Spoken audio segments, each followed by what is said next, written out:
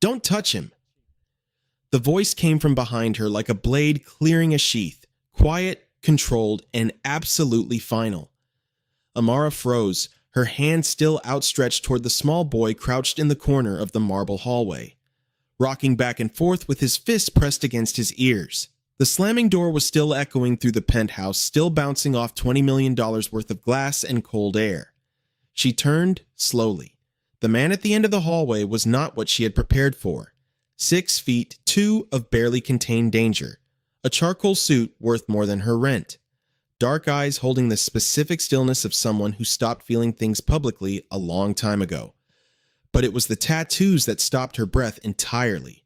One button undone at his collar, just enough, and curling up from beneath the white fabric was the edge of an intricate black serpent, its scales so finely rendered it seemed to shift when he breathed.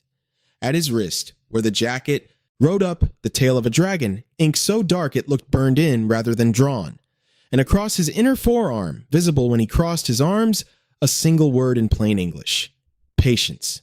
She filed that away and looked him in the eyes. Kwon Jae-won looked at her the way men like him looked at everything, like he was deciding if it was worth his time. "You're the new one," he said. "Amara Ose." She kept her voice level. "Goldfinch Agency. I was told to report. I know when you were told to report." He moved toward her, each step precise on the marble, and stopped close enough that she caught his scent. Cedar and cold rain and something that had no name. His eyes moved past her to the boy. Something crossed his face and was gone before she could catch it. He doesn't like to be touched without warning. He'll tell you himself when he's ready, which isn't often. Amara turned back to the boy. 7 years old, small, same sharp bone structure as his father, but softer coloring. She had seen one photograph of the mother in the agency file, a beautiful Korean socialite who had packed for Paris 3 weeks ago and had not taken her son. The boy's name was Kwon Seo-jun. He was autistic. He had driven away 4 housekeepers in 3 weeks. Seo-jun-ah. She lowered herself into a crouch. Eye level, no crowding, no reaching, just present. The way she had learned to be present with her youngest brother back in Accra before the world got complicated. "My name is Amara. I'm going to be here for a while. I just wanted to say hello." The rocking slowed, not by much, but by enough. Behind her, she heard Kwon Jae-won's breath catch, the most human sound she would hear from him for a long time. If you want to know what happens when a woman who doesn't flinch meets a man who has forgotten how to be soft, stay right here. This story is just getting started. Don't forget to like, share, comment, and subscribe. The first week, she learned the rules of his world. Not Jae-won's world, but Seo-jun's. Because that was the one that mattered, and she understood this immediately. Seo-jun woke at 6:40 without fail. Breakfast had to be rice on the left, egg on the right, a precise half-inch of space between them. Barley tea exactly 3/4 full. Deviate by a centimeter and the meal was over. She did not deviate. He didn't speak to her those first days. But he watched her constantly. Those precise dark eyes tracking her movements, with an intensity that felt less like suspicion and more like data collection. She was being studied. She let herself be studied. On day 3, she set a small aquarium on the living room windowsill. 3 fish, slow and predictable, patterned in their movements. She said nothing about it and walked away. On day 4, she left a set of magnetic geometric pieces on the floor near his blocks. Said nothing, walked away again. On day 5, she found him at 5 in the morning, cross-legged in front of the pieces, a structure of such perfect symmetry, assembled in the dark that she stood in the doorway and could not move. The fish tank glowed blue. Seo-jun looked up at her and really looked, for the first time. "Hexagon," he said. She kept her expression soft and level. "That's right, hexagon. The fish swim in a pattern, oval, then figure 8, then oval again." He paused. "You woke up early." "Couldn't sleep." "Father says my brain doesn't know how to be quiet." Said without sadness, just a plain reported fact, the way you might report weather. Something broke open in her that she hadn't known was closed. She sat on the floor, not close, just reachable. "My brother was the same," she said. "He called it living inside a beehive." Seo-jun went still. "Does the beehive get quieter?" He's an engineer now, designs bridges. "Bridges are load-bearing," he said. I like that. Things that bear weight. She went back to her room and breathed carefully for several minutes. That same evening, she heard Jaewon come home late and stop outside Seo Jun's room. The pause of a man standing at a door he doesn't know how to open. Then footsteps to the living room. The soft sound of the fish tank filter. A man sitting with it alone in the dark. She did not go out, she did not sleep either. He was rarely home before 10. When he was, she felt it before she heard it. The air in the penthouse changed, grew alert. The silence stood up straighter. He moved through his own home like a man crossing ground he had never fully decided to trust. Always measuring exits, always calculating angles. The habit of wariness worn so deep it had become posture. The tattoos were more visible in the evenings. She had been cataloging them in pieces, against her better judgment. The serpent at his throat connected to a full sleeve of black and gray down his right arm. Korean tigers, chrysanthemums, a wave, and woven through all of it in fine brushstroke lettering. A line of Korean she couldn't read. His left arm held geometric shapes that resolved into faces if you looked long enough. She had looked long enough twice and stopped herself both times. And across his inner forearm, in plain English, one word: patience. She understood that word as a choice. A man who had decided that the thing he most needed was the thing he would most often forget, and had written himself a reminder where he could never miss it. He loved his son. That was plain underneath all the marble in the maintained distance. He simply had no idea how to make that love a thing Seo Jun could feel and use. It sat in him like something expensive stored behind a locked door, present and entirely inaccessible. She watched him stand at the living room doorway and watch his son with an expression she had come to understand was as close to tenderness as his face currently knew how to produce, and she thought, this is the problem. This is not a bad man who cannot love. This is a man who loves enormously and has been taught every wrong way to show it. She began leaving notes, not the instructions he left her. Those were about food and schedules and the careful logistics of Seo Jun's routines. Hers were different. Small observations left on the kitchen counter beside his coffee. He said load-bearing today. He means it as a compliment. Or, he's ready to try the pond if you want to take him. He won't ask you directly. He'll mention the ducks. She never signed them. She left them and went to bed, and in the morning they were gone, and he said nothing about them, and nothing changed visibly. And then 3 days later, she would notice him doing something differently with Seo Jun. Crouching instead of standing, asking a question instead of making a statement, waiting an extra beat before filling a silence, and she would understand that the notes had landed. He was learning. He was slow and private about it, and he would never say so out loud. But he was learning. Then one night, 3 weeks in, past midnight, she heard his voice from across the apartment. Low, speaking Korean. And then a name. Minji, the mother. She heard him say it twice, in a tone she had not yet heard from him, not the cold authority he used with his men, not the careful gentleness he practiced with Seo Jun. Something older, calcified, wounded around a wound that had never properly closed. Then, very quietly, in English, he asked about you today. A beat of silence. I know, I'm telling you anyway. He hung up, footsteps in the corridor. He appeared in the kitchen doorway, and they looked at each other, and neither of them pretended she hadn't heard. She's coming back to Seoul, he said. The fact placed between them like something requiring a response. Amara set down her mug. When? End of the month. His jaw was set. She's bringing someone, a man. The information landed. She watched what it cost him to say it with that perfect stillness. Does Seo Jun know she's coming? She's not yet. He needs to know today, she said, before she arrives. He needs to understand he has a choice, that someone is asking him. Jaewon was quiet for a long moment. Then he said, You're very direct. You said that on day 1. It keeps being true. She picked up her mug and left him standing in the kitchen. She felt his eyes on her back the entire length of the corridor. She did not look back.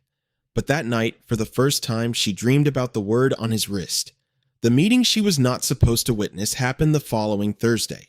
She came back from the market early. Seo Jun had decided abruptly he did not want to be outside, and when Seo Jun decided something, there was no negotiation, and she walked through the front door into a hallway occupied by 4 men in good suits, with the posture of people accustomed to rooms rearranging themselves in their direction. Jaewon stood at the center. She felt the difference the moment she saw him. This was not the man who sat with the fish tank at midnight. This was not the man who stood at his son's doorway with want written all over his face. The voice he was using was level and absolute and made the air in the room behave differently. One of the men was pushing back, gesturing, his own voice rising, and Jae-won let him finish and then said something brief in Korean that made the man step back as if the ground had shifted. Then Jae-won's eyes found her. 1 second, just one, and she saw the seam, the place where both versions of him met, and he looked at her with something she could only call apology. Not for what she was seeing, for what it meant that it existed at all. She nodded once, a look that said, "I see you. All of it. I'm not running." Then she guided Seo-jun past the group toward his room. One of the men said something in Korean as she passed. She didn't need to speak the language. She understood the tone perfectly, the tone of a man cataloging a woman as a potential variable in someone else's equation. She kept walking. Spine straight. Face neutral. Behind her, Jae-won's voice, very quiet and very final, said something in response. The man did not speak again. Later, after they had gone, she was working on communication exercises with Seo-jun in the living room when her phone buzzed on the coffee table. An unknown Korean number. She let it ring. It rang again 20 minutes later, same number. She showed it to Jae-won when he came to the doorway. His expression did not change, but he took her phone, looked at the number, and said, "Don't answer calls from numbers you don't know, not here." "Who is it?" "Park Sung-ho. He came to the door last week when I wasn't home." He handed the phone back. "He won't call again." The certainty in that last sentence, absolute and with no elaboration, told her everything she needed to know about how Jae-won handled problems in his world, and about what it meant that she had just become adjacent to one. Seo-jun looked up from his hexagons. "Father breathes differently when you're in the room," he said. Amara kept her voice even. "Does he?" "Yes, he breathes like he's allowed to." She looked at the phone in her hand. She thought about the man who had called twice. She thought about the word on Jae-won's wrist, and whether she was being reckless or brave, and whether at a certain point those two things become impossible to tell apart. The communication games began in week 4. Her name for the exercises she built from instinct and memory and her brother's particular history with the world. They sat on the living room floor each evening, never at the table because the table was too formal and felt too much like being tested, and she would start a word chain and Seo-jun would follow its logic wherever it led. A way of teaching him that the world had patterns he could navigate, and that navigating them was not a performance but a right. On a Tuesday 3 weeks in, she said blue, and he said cold and then stopped himself. "No, both. Cold is 2 things. Snow is cold and quiet. Ice is cold and loud when it breaks." He frowned. "Most things are 2 things." "Are you 2 things?" she asked. He considered it. "I'm precise and also very loud inside." She pressed her lips together so she wouldn't smile too wide. "Me too." "Father is 2 things," he said. "The loud one outside, the quiet one here." He paused, looking at the fish tank. "I think the loud one is not real." He was still speaking when Amara heard it, a sound from the corridor outside the apartment. Not the elevator, the stairwell door, footsteps, then nothing. She kept her face completely neutral and watched the fish and counted to 15, and the footsteps did not return. Seo-jun looked at her. He was observant about everything, including changes in her attention. "What did you hear?" "Nothing important," she said. Then, because he deserved honesty, "Someone in the stairwell, probably a neighbor." He nodded and filed it the same way she did, calmly and without panic, into the column of things observed and not yet categorized. They were more similar than she had originally understood. The key turned in the front door. Jae-won appeared in the living room doorway in his suit, briefcase in hand. She watched him scan the room the way he always did, automatic, a habit so deep it had become posture. His eyes moved from Seo-jun to the fish tank to her. He read something in her face. "What happened?" he said. "Footsteps in the stairwell, stopped outside the floor." He set down his briefcase. Something shifted in his expression, precise and cold, the thing underneath the stillness. "How long ago?" 10 minutes.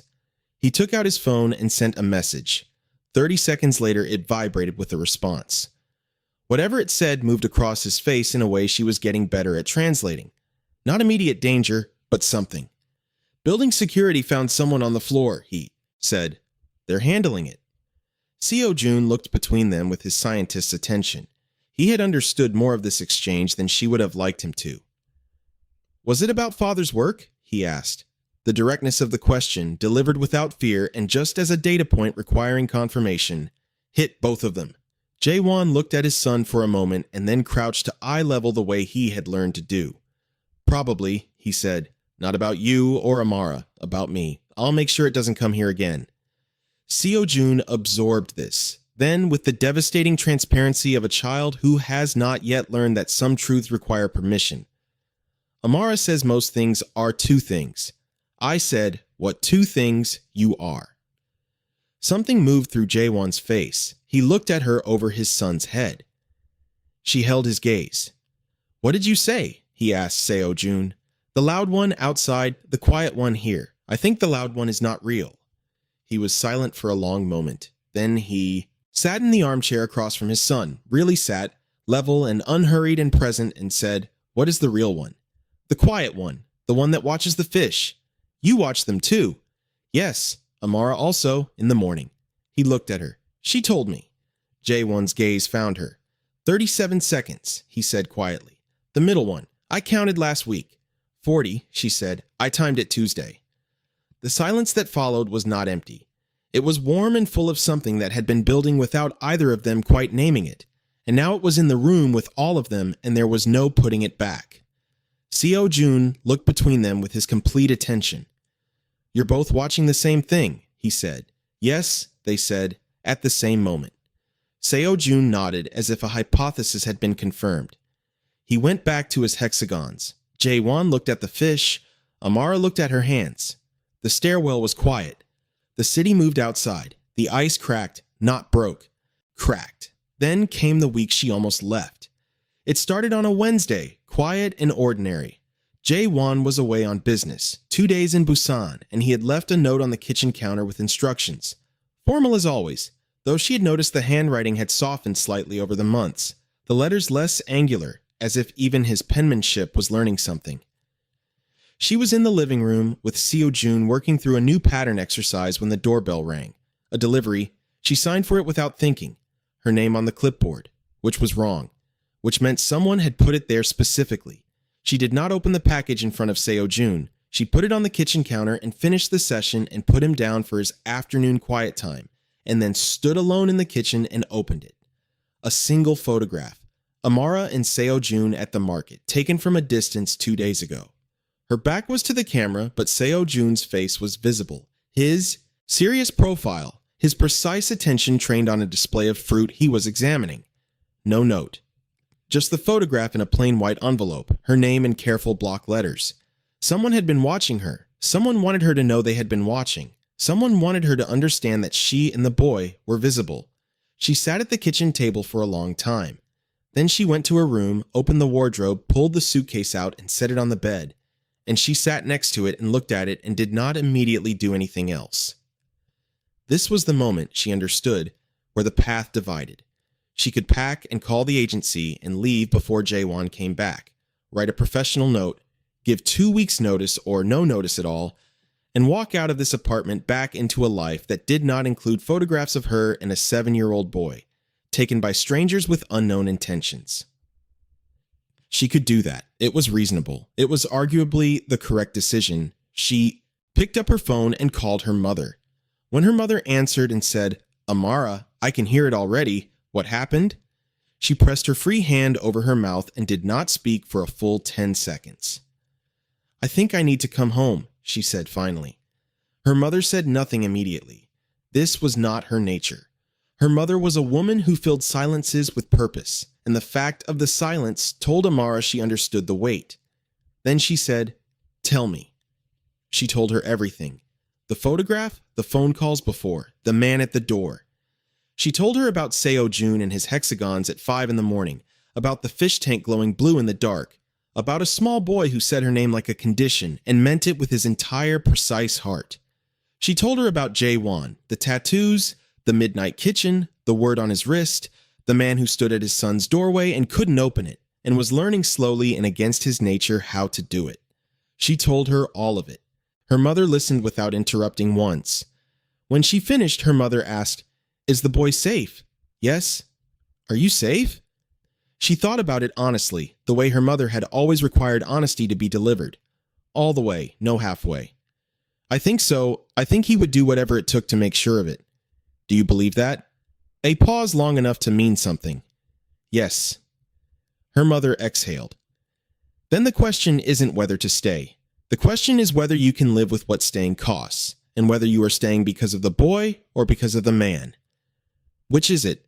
Amara looked at the suitcase on the bed. She thought about Seo Jun's voice in the dark. "Bridges are load-bearing. I like things that bear weight." She thought about Jae-won at the pond saying, "I don't know, we could find out," to his son like it was the most natural gift in the world. She thought about patience on a wrist that could do terrible things and chose, daily, something else. Both. Stay. Don't let him take that for stay. Don't let him take that for granted. She unpacked. She called Jae-won. She told him about the photograph over the phone in the brief factual way she had learned he processed information best. No preamble, no softening, just the sequence of events. On the other end of the line, he was completely silent for 4 seconds, which she already understood was not indifference but the opposite. "I'm coming back tonight," he said. "You don't need to—" "Tonight," he said. He arrived at 11. She showed him the photograph. She watched something cold and precise move through his face, not anger the way ordinary men expressed it, but something more surgical, more deliberate. He looked at the photograph for a long moment. "I'll deal with it." "I know," she said. "I'm not asking you to explain what that means.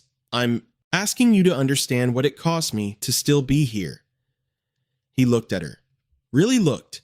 Complete and searching, the way Seo Jun had looked at her on day 5, prepared to receive whatever the looking found. "I understand," he said quietly. "I will not let it happen again." "I know that too," she said. He put the photograph in his jacket pocket. He went to his study. He closed the door. Whatever happened on the other side of it that night, the unknown number stopped. Park Sung-ho was never mentioned again. She never asked how. She had made her choice with full knowledge of what the answer was. She could live with it. She had decided she could live with it, and once she decided something, she did not revisit the decision.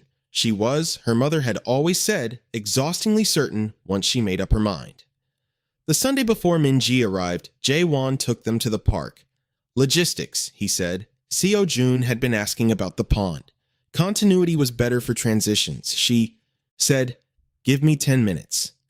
It was late afternoon, the light doing something generous to the willow trees in the still water.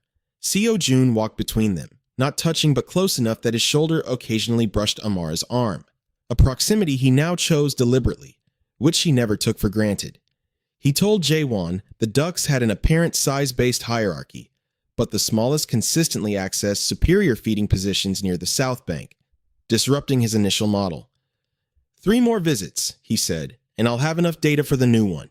"Then we come 3 more times," Jae-won said. Simple, immediate. We. On the walk back, Seo Jun moved slightly ahead to examine something at the path's edge, and for 40 seconds it was just the two of them side by side in the late light.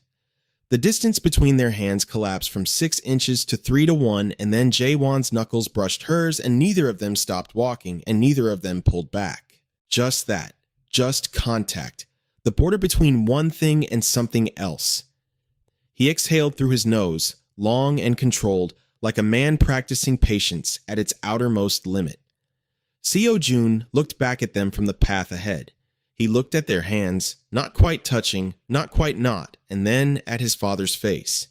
"Good data collection day," he said. 3 more visits." 3 more, Jae-won confirmed.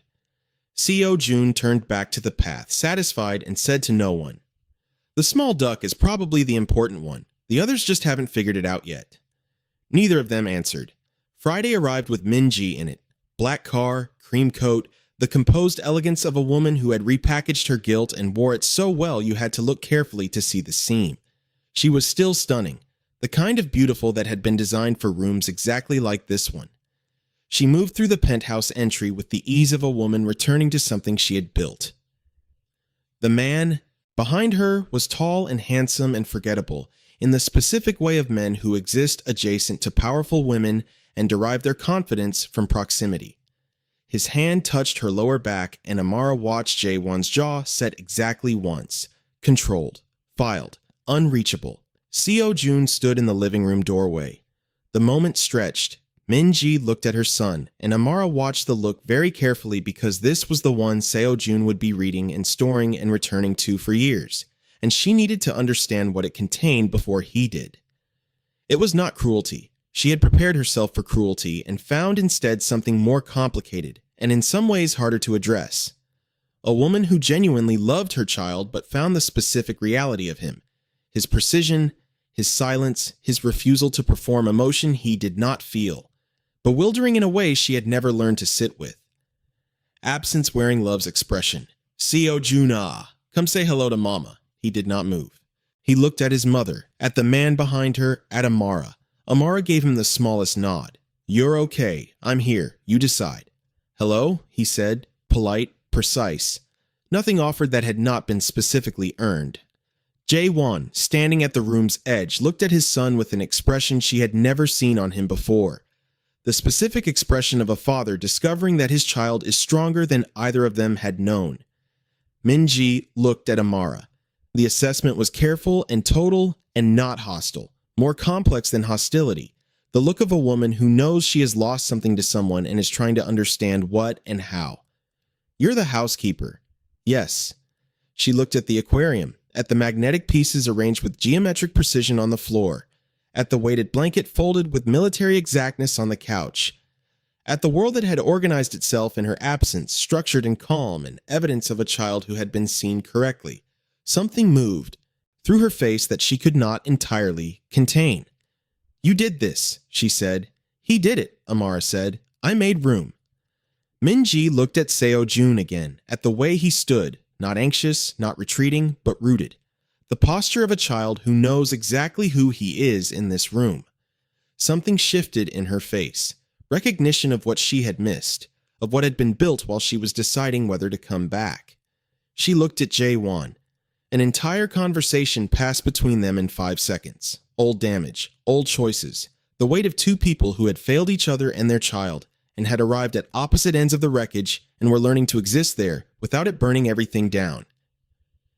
Can we speak privately? She said. Of course, Jae-won said. They moved to his study. The door closed. The forgettable man found something on his phone. The fish tank hummed. Seo-jun appeared at Amara's side like a planet finding its orbit, quietly and without announcement. She looked at the fish tank, he said. Yes? She didn't ask about Euclid. No. He was quiet for a moment. I won't tell her about Euclid today. Maybe another time, if she asks. He looked up at Amara.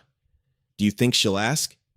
She looked at him, this boy who had learned to make every word count, who offered nothing carelessly, who was now extending the possibility of a future question to a woman who had not yet earned the answer.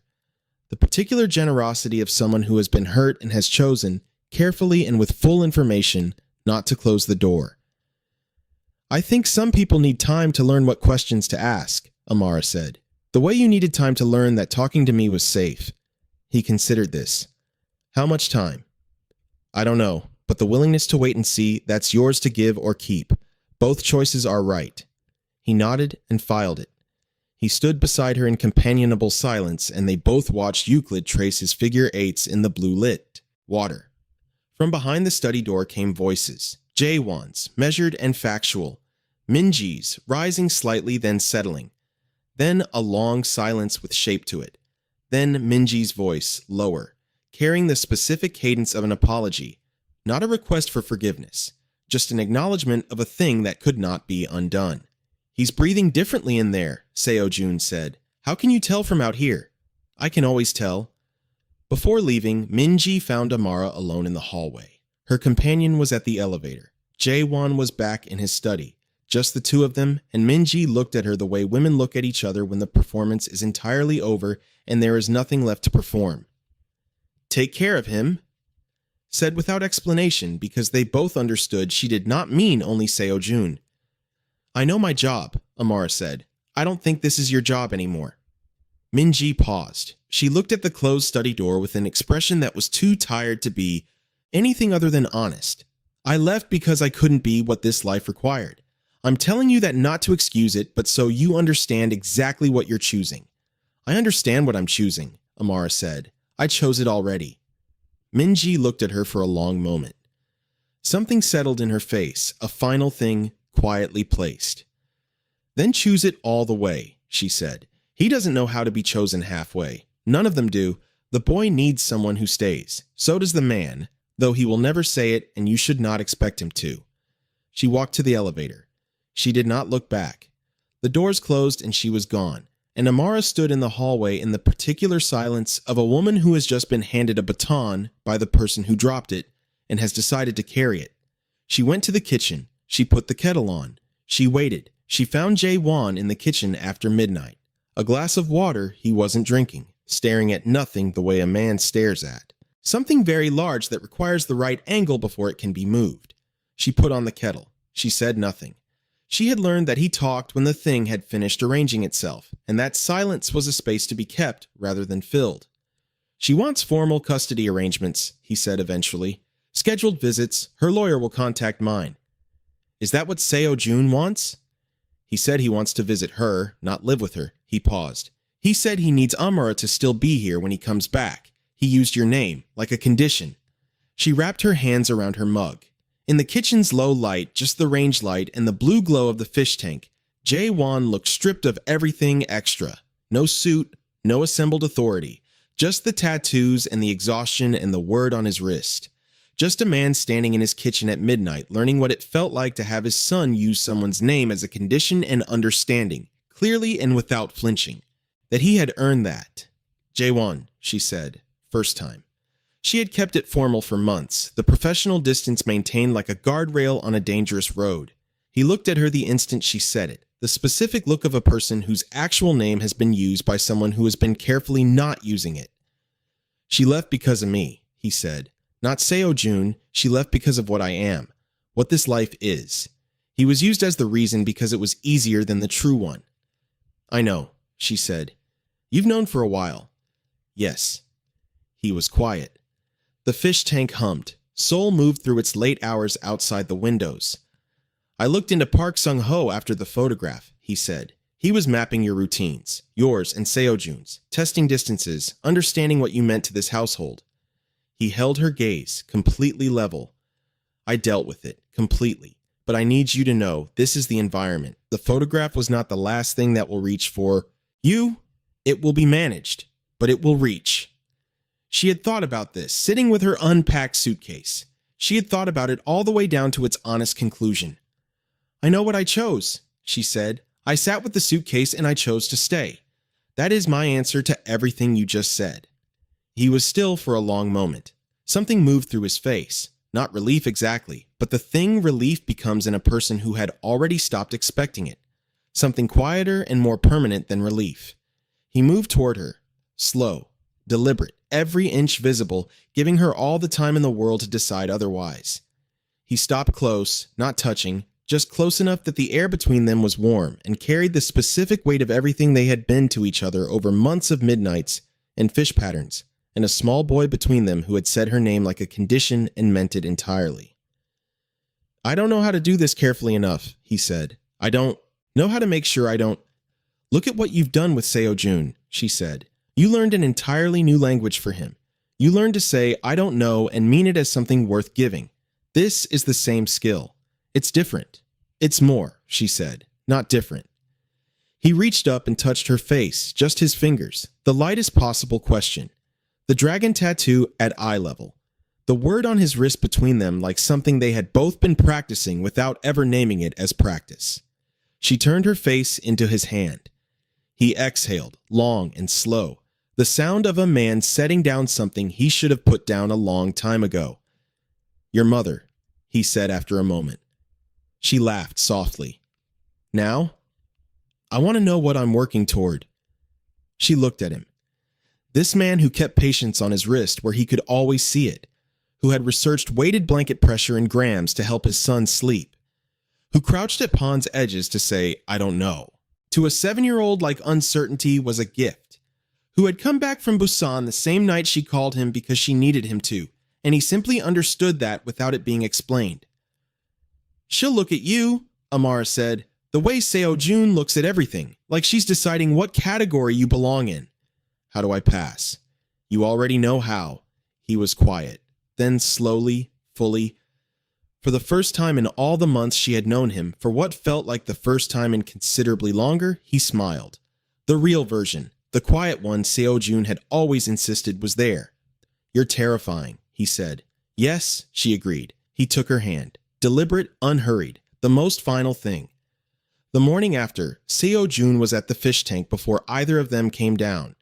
When Jae-won entered the living room and Seo-jun heard him, he turned and walked to his father, chose the distance, closed it without hesitation, stood before him with the confidence of a child who has learned that approaching is safe, and said without preamble, "Father, Euclid completed 43 figure eights last night between 10 and 11. I counted."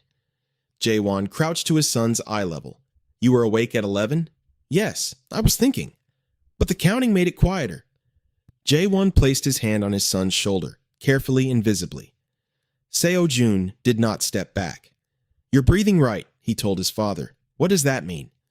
"It means you're not holding it anymore." He glanced toward the kitchen where Amara was making breakfast and doing an exceptional job of pretending she couldn't hear. "It started recently." Jae-won's eyes moved to the kitchen doorway. Amara looked down at the eggs. When he appeared behind her a minute later, he said simply, "Thank you." "He did the work," she said. "Both of you." "We had the right help." He stood close enough that she could feel the warmth of him, cedar and cold rain and everything they had built in this kitchen. Over months of midnights and morning fish watching and careful daily unannounced presence, the kind that doesn't declare itself, the kind that simply continues until it becomes the structure everything else rests on. "Jae-won?" "Yes." "Don't thank me. Just keep showing up." He was quiet for a moment. "I know how to do that," he said. She turned and looked at him, the serpent, the dragon, the word on his wrist, the quiet version of him standing in the morning light, being exactly what she had known was there from the moment his breath caught in a marble hallway over a boy who was slowly learning to stop his rocking. "I know you do," she said, and she did. She had known it since the first morning she found him sitting alone with the fish tank in the dark, a man practicing patience on himself long before she arrived to give him a reason. In the living room, Seo-jun was explaining to Euclid the mathematics of figure eights, how a loop that crosses itself is not a knot but a path, how it returns to where it started without ever truly repeating, because each pass carries the memory of the one before. His voice was steady and full and precise and entirely, completely his own. Outside, Seoul moved through its enormous, indifferent, beautiful life.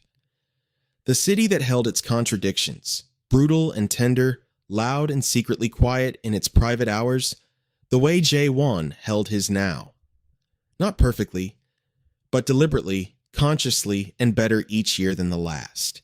Inside, in the kitchen that had become its own country, a man with patience tattooed on his wrist took the hand of a woman who had unpacked her suitcase and chosen to be load-bearing. Not finished, never finished, but standing on the weight of midnight conversations and 5 in the morning hexagons and small notes left beside a coffee cup and one boy who had asked the right question first. Does the beehive get quieter? Yes. When the right people are in it, when the right things are built around it with patience and presence and the daily practice of showing up. When someone chooses to stay all the way, not halfway, not conditionally, not until it gets too complicated, all the way. The kind of thing that justifies every difficult, costly, luminous step it took to arrive at. The kind that holds, the kind worth every single step. If this story found something in you, the midnight kitchens, the fish patterns, the father who finally learned to breathe, subscribe and hit the bell right now. Every week we bring you love stories that don't flinch from the complicated. The next one is already waiting for you. Don't miss it.